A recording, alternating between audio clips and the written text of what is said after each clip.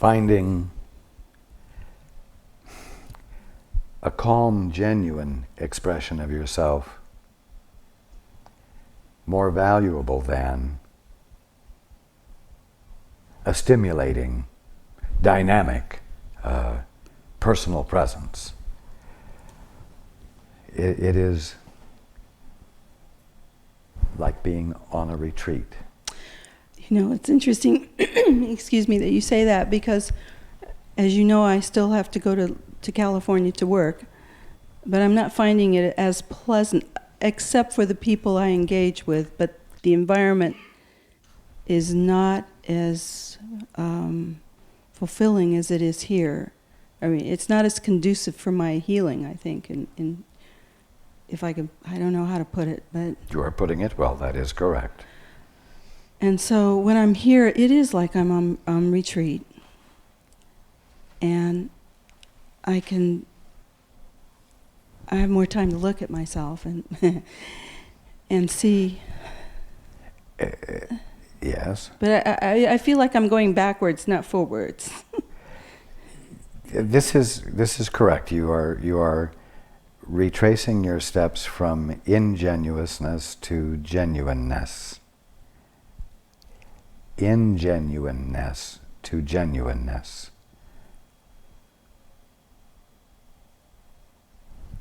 You understand what I mean? Right. Right. It seems like I've had a protective dynamic that I have used for a long time, and that I now that needs to. It's not comfortable anymore. That is correct. That is the sign of healing. When what is not natural to you becomes uncomfortable to you, or less comfortable to you. Right. Because until it's less comfortable, you won't make a choice for something else. What I've discovered is I really haven't given my own self the love that I need to address with me. Indeed. And so I wanted to ask you for your help with this. You've brought out something important here. It ties in with what I said earlier about my not speaking with you in dynamic, forceful, pep talk tones.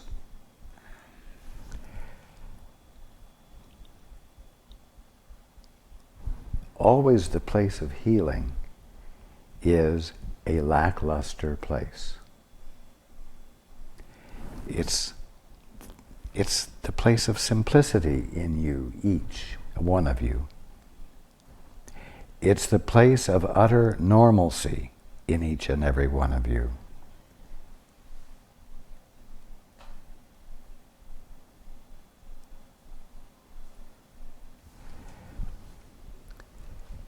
The human condition equates satisfaction with doing things which are not normal. Doing things at odds with, quote, the way things work, unquote.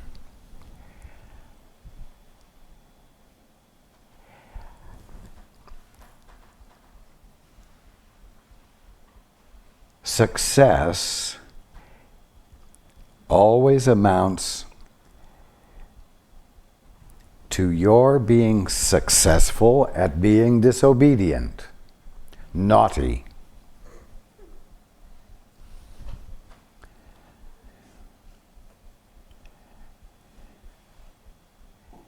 Getting away with doing something you know is not right. That's what you call fun. That's what you call justification for life. Oh, you mean in terms of waking up? Oh, you mean I've got to give that up too? You mean I can't have a little bit of time for myself to do things I want to do? I've got to fit in all the way? You mean I can't be just a little bit at odds with reality? You mean I can't just bias this truth just a little bit, or I can't twist this divine meaning into something where the twist adds an interesting tweak to the experience that I know is wrong, but it's so much fun to do it, you know. Come on. Do I have to give that up too?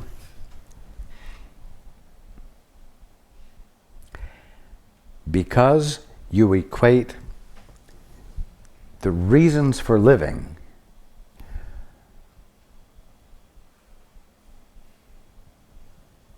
with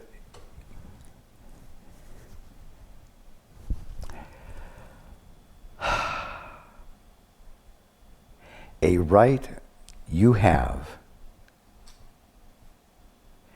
to be at odds with everything, with God.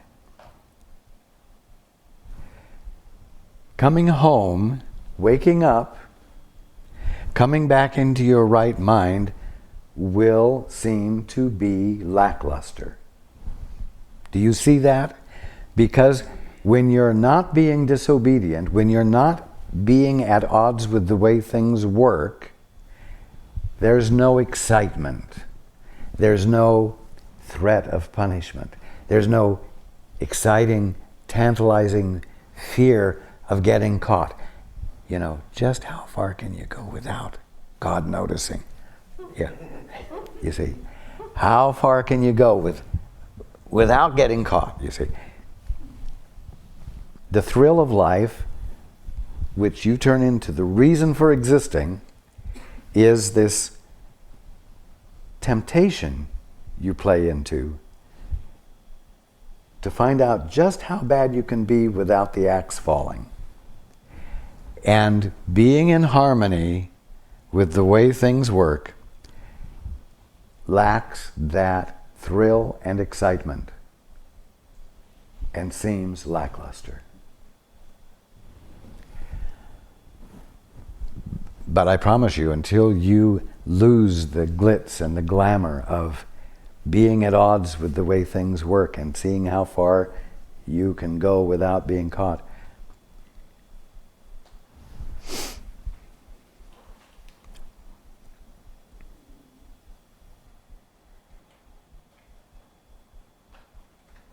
until you let go of that,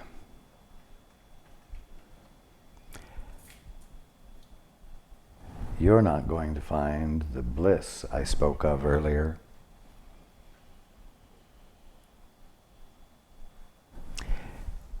Which is an inescapable benefit, if you will, that comes from loving all the way and having your being come into focus, where your integrity snaps into place because you're no longer holding an ace up your sleeve, fighting for the right to have an alternative to going all the way.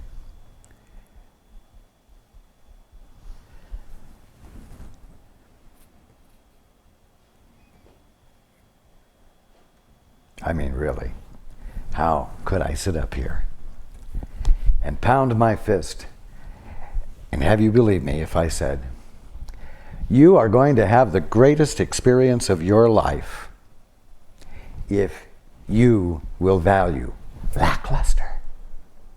If you will value boring.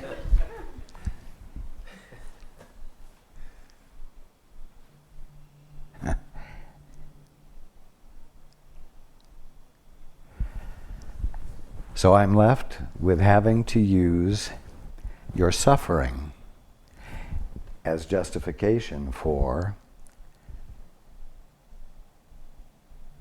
being willing to embrace the idea that there's another way to look at this.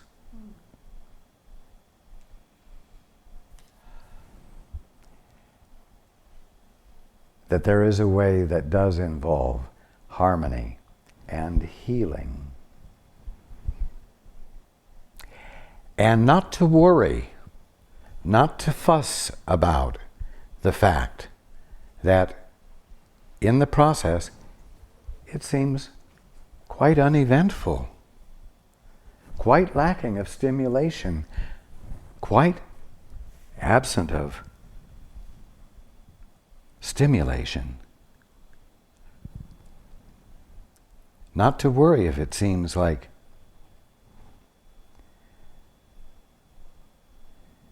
nothing's happening.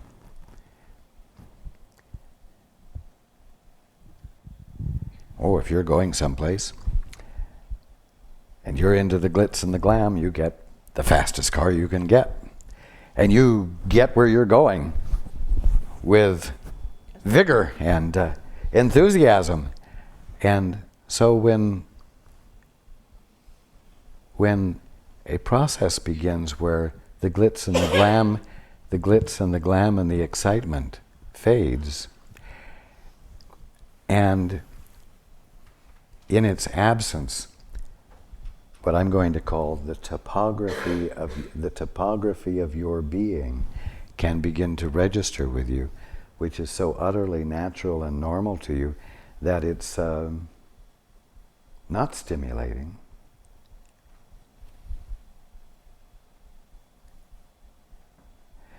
You can know that this is the way it works.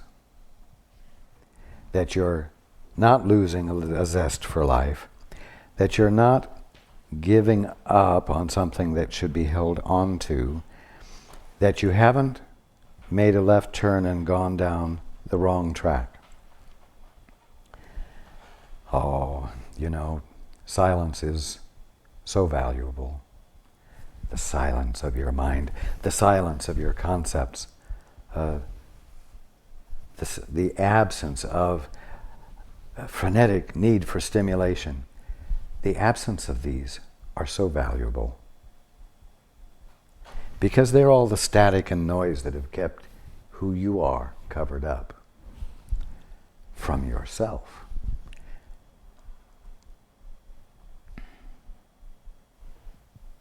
Raj, it feels like I was backing out of life.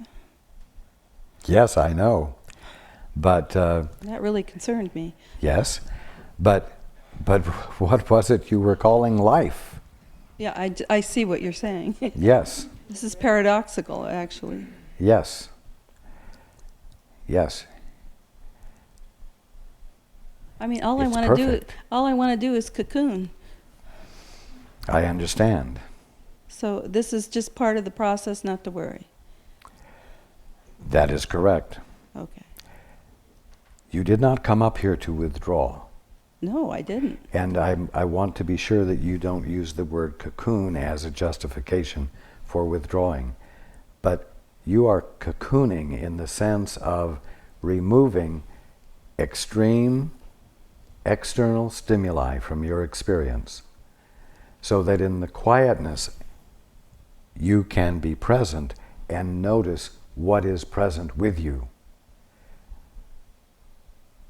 with greater clarity and with the opportunity for its divinity to register with you, because you are at least at a point of knowing that everything you're confronted with is divine, and you are at least interested enough, or if I may put it this way, far enough along on your path to practice curiosity, to see the more of what is actually there than what you're seeing.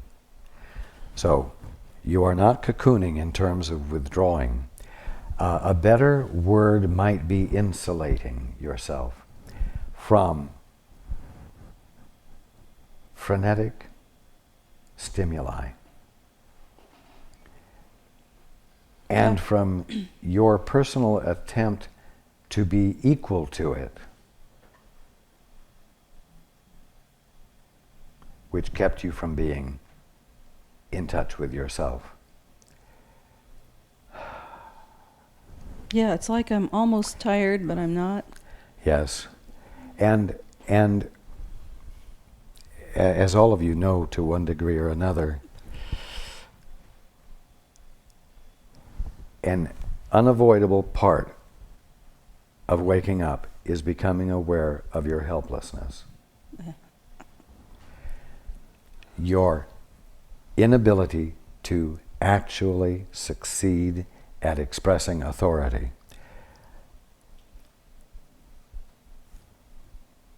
And just for clarity, the thing that keeps you from the direct experience of the source of your being, whether you call it God or something else, the thing that keeps you separated from your source is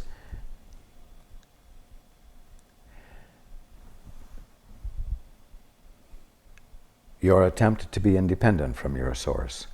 And independence from your source means isolation. Removal of yourself from a relationship. Separating, building a wall around yourself so that you are clearly an individuality in your own right, separate and apart from your source, and then succeeding into fooling yourself into believing that you have power.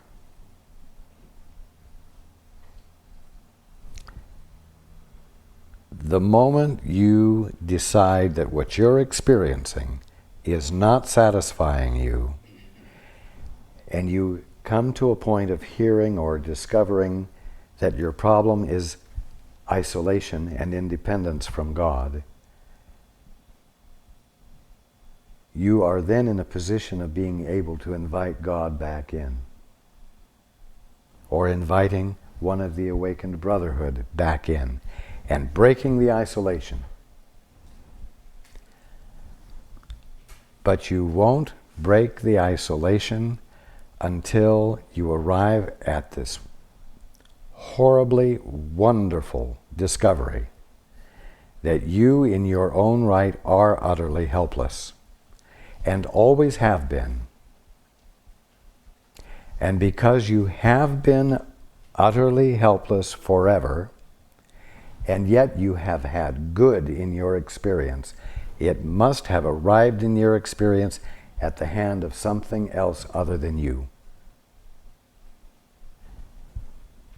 which proves to you clearly in your own mind that you do have a relationship with God, and always have. And you can dare to lean into it. You can dare to yield into the divinity of being.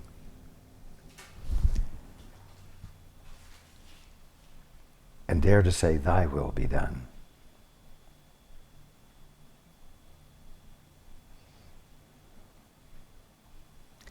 So, helplessness and lackluster.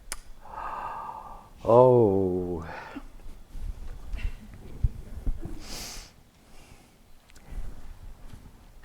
Look for them along the highway of life.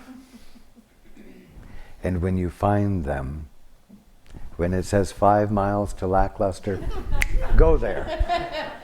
Take that exit.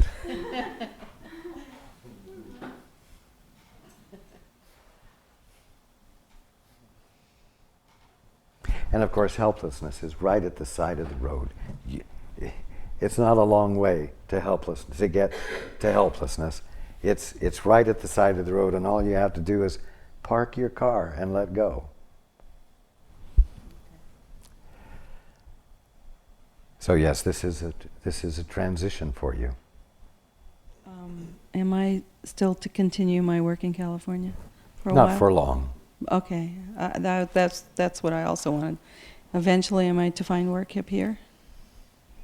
No, you are to be forever unemployed in Washington. Well, if that's what it takes. No, you're not that stubborn. Thank you.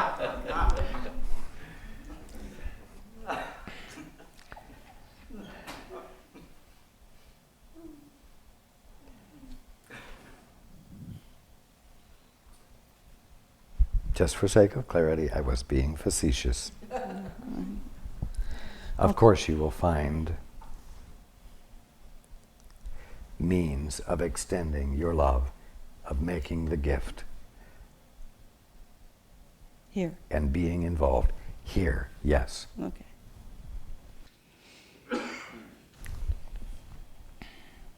And It will just take a little more yielding on your part, a little more giving up. I also noticed when the Father does move and I'm watching, doors open and opportunities present themselves. I don't have to go out there and make it happen. That is correct. I just wanted to reconfirm that with you. But it does not mean that you can just sit there unattentive and unconscious and say, well, a Father will come and get me when it's time. It's not justification for going unconscious. No, I understand what you're saying. I just wanted to confirm with you that I was on the right track here. Okay, but I also want to point out to you that this little interchange that just happened is part of the repetitive pattern that isn't coming from a connectedness with the genuineness in you.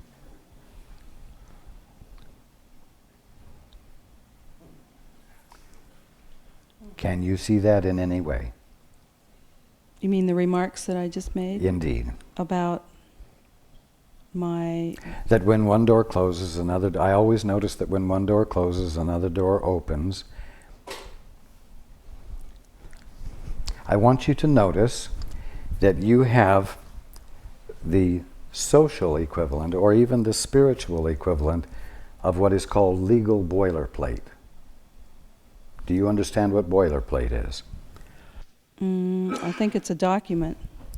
Boilerplate is constituted of sentences and phrases that express specific points of law or parts of law. And when it comes time for a lawyer to put together his presentation, he will draw various parts of boilerplate to put together to express in legalese the points he wants to make. The point is that he could say it himself, but it saves time to use these like pre-recorded phrases and spew them out rather than having to be in touch himself with what he intends to say, and just have references that he can refer to as he is coming from his connectedness with his being and what will fulfill purpose in whatever action he's engaged in. So, do you understand what I mean now? Yeah. Not to refer to phrases that capsulize the whatever I'm saying. It's from the past. That is correct. Put it in words that express what you are really feeling in the moment. Right. Yes. This is all part of the becoming more connected with yourself, with the topography of you that can register with you because you're not in an environment of intense stimulation and you're busying yourself with responses that equal it or behavior that matches it, that stays in sync with it, but keeps you out of touch with yourself. You see. Very clear. Thank you. You are welcome. We will take one more break. Okay. Just as a follow-up to your question,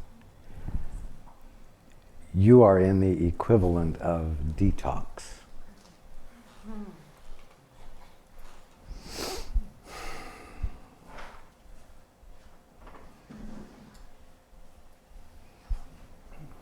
without the stimulation and the high from which you are becoming detoxified, it does seem as though existence is lackluster. But once detoxification is complete, you will be in a position of experiencing the fullness of what was being covered up by the high. So just be patient. You are welcome.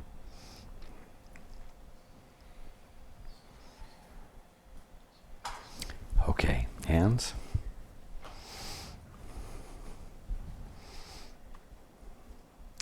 In the back.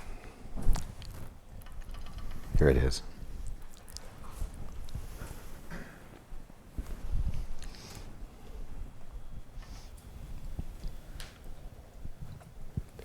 I wanted to ask you about space.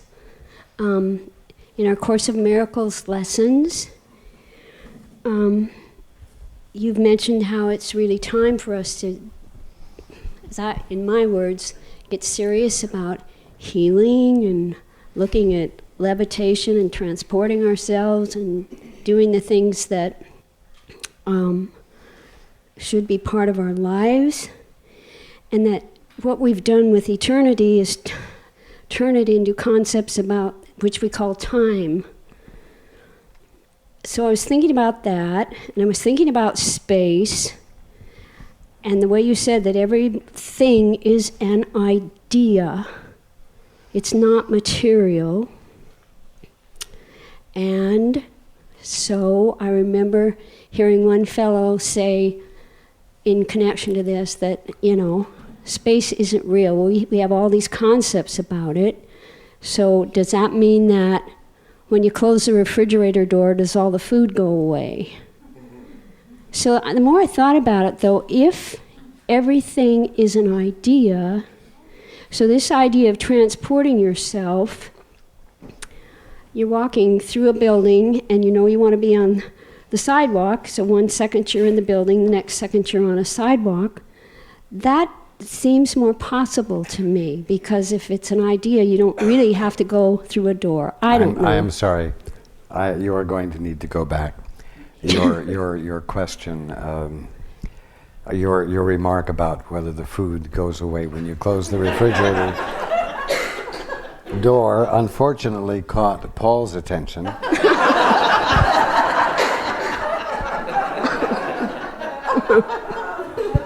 Oops.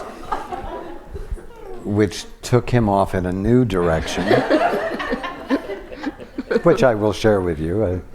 The question is, if a man says something in the middle of the forest and his wife isn't around to hear him, is he still wrong?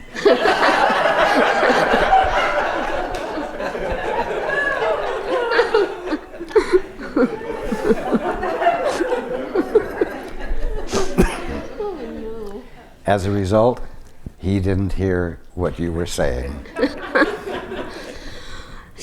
Well, my question is, I really would like, is about being able to transport myself and what comes into my mind when I think about it. And so, if space, my thoughts about space are just agreed upon definitions that everything has to fit, and of course there's, here I've got this solid body that can't walk through a wall at this point and all this stuff, but if it's idea, then there wouldn't be a problem with just being here and then just being in the next spot you intended to be. So I would like is this what we've done? Have we made up concepts about space? Is space real, or is it once more just idea? And when we have an idea, we see the tangibility of what we're thinking about. I don't know. It is wonderful that you are